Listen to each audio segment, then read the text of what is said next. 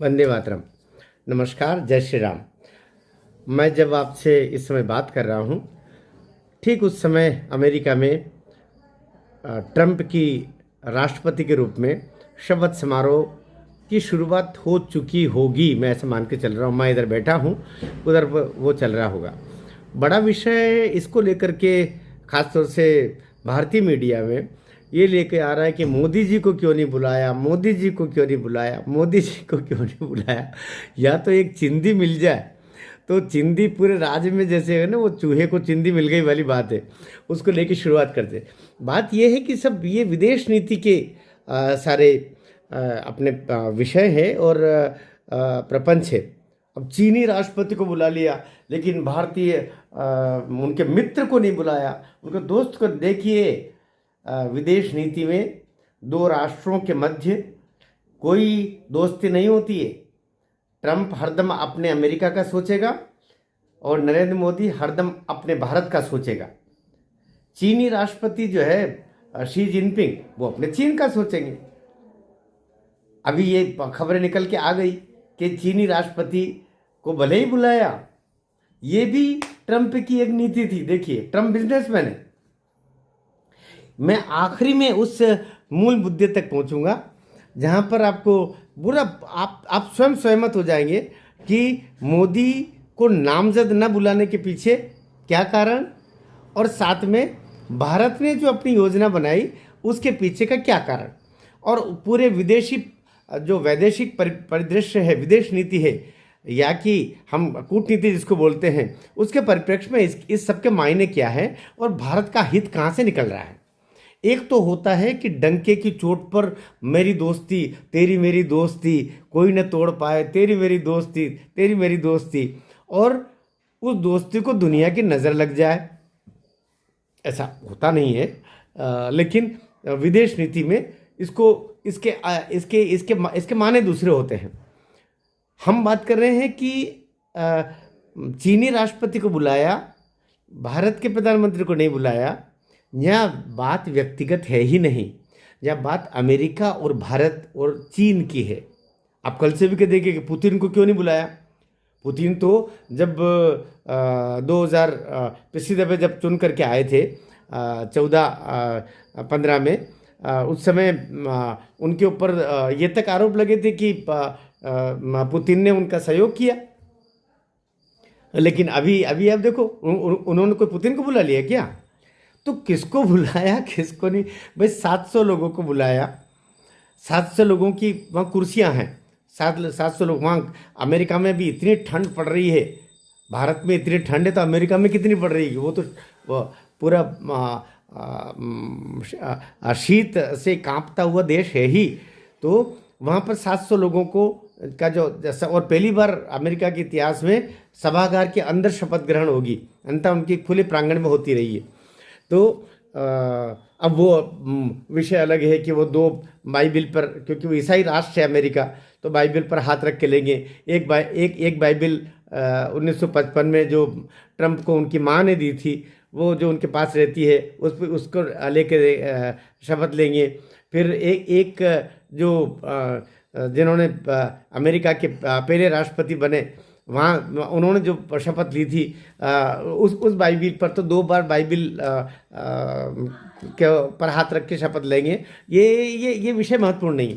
अभी हम जिस विषय से भटक जाएंगे, हम विषय ये है, और बिल्कुल तार्किक रूप से, कि चीन के राष्ट्रपति को बुलाना, भारत के प्रधानमंत्री को नहीं बुलाना, पुतिन को नहीं बुलाना। पुतिन को नहीं बुलाना उनका अपना है, क्योंकि पुतिन को बुलाने का मतलब अभी नाटो पूरा, एक तो नाटो मतलब जिसका प्रमुख अमेरिका भी है, नाटो पूरा अभी तक जियो बाइडेन पूरी शक्ति से रूस के खिलाफ लड़े हैं।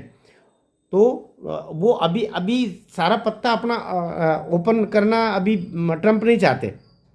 तो अभी पुतिन को बुलाने का स्थिति, यद्यपि पुतिन और ट्रंप की आपसी मित्रता है, ये हमें सब स्मरण रखना चाहिए।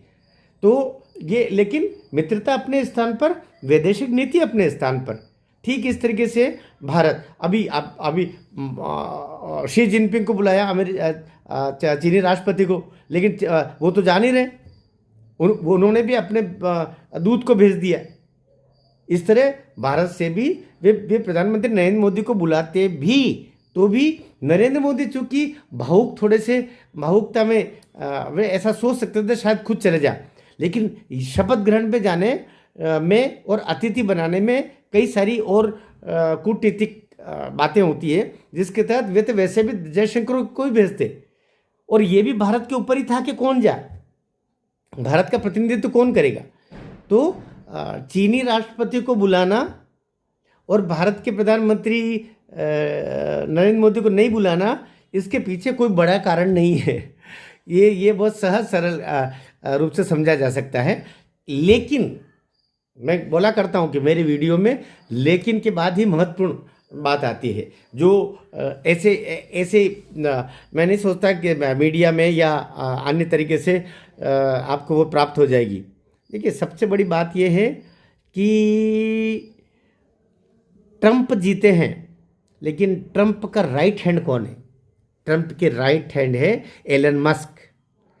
एलन मस्क भारत से कुछ दिनों से खींचे चल रहे हैं, चुनावों से पहले ही, और इसीलिए एलन मस्क को ही खुश करने के लिए, क्योंकि एलन मस्क से बाहर नहीं जा सकते अभी ट्रंप, भले ही वो मोदी सामने हैं, फिर भी एलन मस्क व्यापारी आदमी है।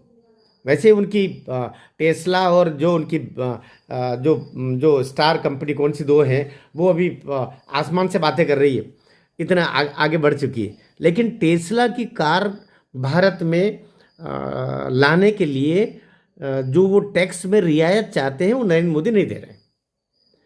उनका ये है कि भाई जिस तरीके से बाकी देश के 20% टैक्सेस के आधार पर भारत में सब आयात होता है, इंपोर्ट होता है, उस तरीके से टेस्ला भी होगा। अब टेस्ला की जो कार है, अर्थात एलन मस्क की कंपनी की जो कार है टेस्ला, वो इतनी महंगी पहले से ही है कि 20% टैक्स इंपोर्ट का लगने के बाद वो इतनी महंगी हुई जा रही है कि भारत में उसकी खपत नहीं हो रही है, खपत की संभावना नहीं है। इसलिए एलन मस्क थोड़ा खींचे जा रहे हैं।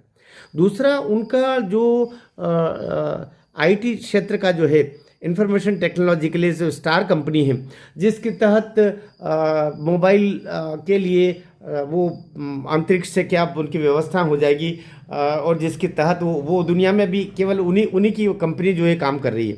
तो बहुत एडवांस टेक्नोलॉजी उसके साथ में है, लेकिन उसके ऊपर भी इंपोर्ट भारत का वही 20% है।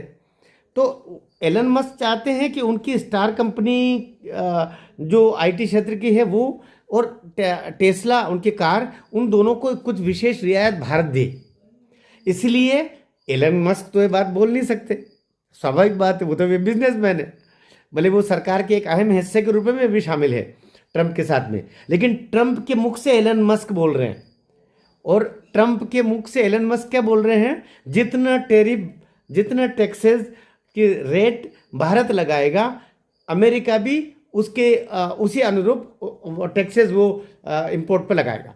अर्थात अगर भारत 20% लगाएगा तो अमेरिका भी 20% लगाएगा। यद्यपि अमेरिका इसलिए क्योंकि वो डेवलप्ड कंट्री है और भारत डेवलपिंग कंट्री है, विकासशील राष्ट्र है और वो विकसित राष्ट्र है, लिहाजा अमेरिका जो विकासशील राष्ट्र है उनके देशों से आने वाली चीज़ों को रियायत रेट पर या कम रेट पर आयात करता है, ताकि उनका बूस्टअप मिले, वे आगे बढ़े वे राष्ट्र। और लेकिन चीन को नहीं देता, क्योंकि चीन तो विकसित राष्ट्र है। तो इसलिए भारत को कुछ रियायत जो मिल रही है, यहाँ एलन मस्क की टेस्ला फंस गई बीच में, है ना, उनकी स्टार कंपनी फंस गई है बीच में। तो चूंकि भारत सबसे बड़ा बाजार है, भारत को परे रख करके, और कौन बिजनेस अगर आप कर रहे हो और भारत से परे जाने का, तब सोच भी नहीं सकते। दुनिया का सबसे बड़ी जनसंख्या का देश है भारत, दुनिया का सबसे बड़ा बाजार है भारत, दुनिया का सबसे ज़्यादा विकासशील संभावनाओं का देश है। और नरेंद्र मोदी जैसा कह चुके हैं कि 2047 तक हम विकसित राष्ट्र बनेंगे। तो पेट में तो मरोड़े अमेरिका की भी आ रही है, पेट में तो मरोड़े चीन के भी आ रही है, पेट में तो मरोड़ा हर विकसित राष्ट्र के, जो 5, 6, 8 विकसित राष्ट्र हैं, उन सब के पेट में मरोड़ा आ रही है कि ये विकासशील ही रहे, हरदम कटोरा लेकर के हमारे आगे पीछे दौड़ता रहे। हम ही बनाएं, निर्माण हम करें, ये केवल आयात करें हमसे, चाहे हथियार हो या वस्तुएं हो, लेकिन भारत भारत जब से 2014 के बाद से नरेंद्र मोदी के हाथ में बागडोर आई है, तब से हम अपनी चीज़ें खुद बनाने लगे हैं। हम अपने आयुध बनाने लगे हैं, अपने नहीं, हम अपने मिसाइल्स को विदेशों में भेज रहे हैं। हम अपने हथियार निर्माता देश में शामिल हो गए हैं। चीज़ें तो चीज़ें, हम अपने जहाज, हमारे फाइटर प्लेन विदेश जा रहे हैं, हमारी मिसाइलें विदेश जा रही है, हमारे हथियार बाहर जा रहे हैं। और कोई भी राष्ट्र तभी आगे बढ़ेगा जब उसका निर्यात ज़्यादा हो, आयात कम हो। अब चीन के आगे बढ़ने का कारण ही है ये। अभी भी भारत से चीन का निर्यात आयात का देखेंगे तो हम तो कुछ भी नहीं दे रहे चीन को, और दे रहे हैं तो कच्ची सामग्री दे रहे हैं और वहाँ से पकी हुई सामग्री ले रहे हैं।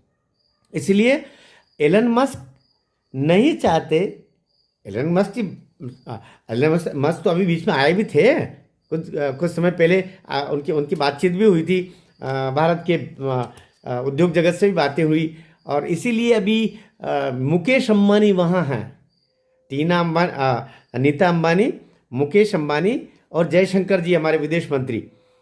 तो उद्योग जगत की तरफ से तो उनको बुलाया ही है मुकेश अंबानी और नीता अंबानी जी को। वो तो वहाँ अतिथि के रूप में ही सही। और हमारे भारत सरकार ने जयशंकर जी को भेजा विशेष रूप से कि आप भारत की ओर से प्रतिनिधित्व करें। तो जयशंकर को बुलाया इसलिए नहीं, जयशंकर को ही एस जयशंकर जी को ही नामित किया भारत सरकार ने, क्योंकि अमेरिका ने पूछा आपके यहाँ से कौन आएगा, तब भारत ने तय किया कि हमारे यहाँ से एस जयशंकर विदेश मंत्री आएंगे। लेकिन एस जयशंकर भी उसी तरीके से सारा कार्य करेंगे, उद्योगपतियों से मिलेंगे, विदेशी राजदूतों से मिलेंगे, विदेश मंत्रियों से मिलेंगे, विदेश राष्ट्राध्यक्षों से मिलेंगे। वहाँ मेलोनी और सारे लोग पहुँच रहे हैं, लेकिन राष्ट्राध्यक्ष के रूप में मेलोनी ही प्रमुख है, बाकी सब ज़्यादातर अपने रिप्रेजेंटेटिव भेज रहे हैं। तो बड़ा मैं सोचता हूँ कि ये खुलासा हो गया होगा कि नरेंद्र मोदी को क्यों नहीं बुलाया, नरेंद्र मोदी को क्यों नहीं बुलाया। अरे भाई, नरेंद्र मोदी को बुलाना महत्वपूर्ण नहीं है, नरेंद्र मोदी की नीति क्या है वो महत्वपूर्ण है। क्योंकि भारत अब आंख से आंख मिला करके और बात करने वाले राष्ट्र में है। ये मनमोहन सिंह सर का प्रधानमंत्री नहीं है जो गिलबिला करके और कटोरा ले करके और वाशिंगटन के बाहर दरवाजे पर बैठे मिले जब देखो तब, या संयुक्त राष्ट्र संघ के सामने अपना रोतड़ा चेहरा लेके जाए कि पाकिस्तान ने हमारे पर बम फेंक दिया, हमारे इतने सैनिकों को मार दिया। अब शिकायत नहीं करता, अब भारत निदान करता है, भारत दूसरों के फैसले करता है। अब गाजा में इजराइल को समझाना हो, ईरान को समझाना हो, इधर रूस से दो बात करनी हो, यूक्रेन को समझाना हो, अब भारत जो दुनिया के जो पंच हैं वो पंचायत करने वाले राष्ट्रों में शामिल हैं। इसलिए नरेंद्र मोदी जैसे वैश्विक नेता का वैसे भी एक और इसका पक्ष था। ये जब 2015 में आए थे, 15-16 में, उस समय नरेंद्र मोदी वहाँ पर गए थे और उन्होंने एक अमेरिका में वो नारा भी दिया था। स्वयं मोदी जी वहाँ गए थे अमेरिका और उन्होंने नारा दिया था, अब की बार ट्रंप सरकार। मोदी तो आ ही गए थे, तो अब की बार ट्रंप सरकार। अब याद रखना कि वहाँ 4-4 साल के लिए होता है ना।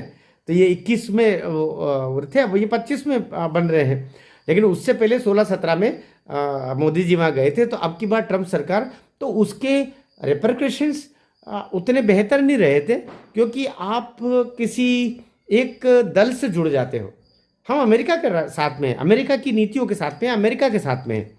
तो अब इस दफ़े नरेंद्र मोदी जी ने बहुत समझदारी से काम लिया कि भाई हमें एक तरफ नहीं होना है, क्योंकि कमला हैरिस जो सामने खड़ी हुई थी वो भी भारतीय मूल की थी, ट्रंप भी उनके मित्र हैं, तो न्यूट्रल रहते हुए उनका सपोर्ट था। लेकिन सब जानते हैं कि राष्ट्रवादी जैसे नरेंद्र मोदी है और नरेंद्र मोदी की सरकार और नरेंद्र मोदी स्वयं है, ट्रंप भी इस तरीके से अमेरिका के परिप्रेक्ष्य में राष्ट्रवादी भी हैं और वे भी अपने राष्ट्र का भला सोचने वाले हैं।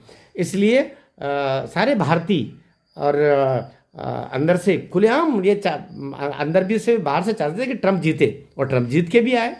इसलिए वो कोई विषय नहीं था कि मोदी जी को क्यों नहीं बुलाया। मोदी जी को बुलाते तब भी वो एस जयशंकर को ही भेजते। इसलिए बुलाना, बल्कि हो सकता है ट्रंप के मन में आ जाता कि वो क्यों नहीं आए, क्योंकि अभी नरेंद्र मोदी एक वैश्विक नेता की छवि के साथ में है। उनका जाना मतलब पूरे विश्व में तहलका मच जाता।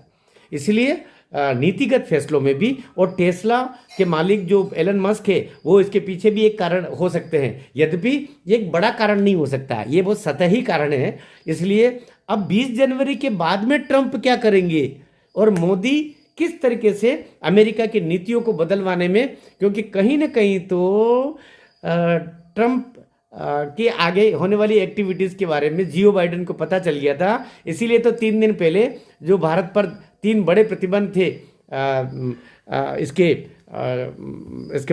परमाणु संधि से संबंधित, उनको हटा लिया अमेरिका ने। तो अमेरिका तो वैसे दबाव में काम कर रहा है। और क्या होता है, शेर बंदरों की तरह डाली पर बैठ बैठ के नहीं बोलता।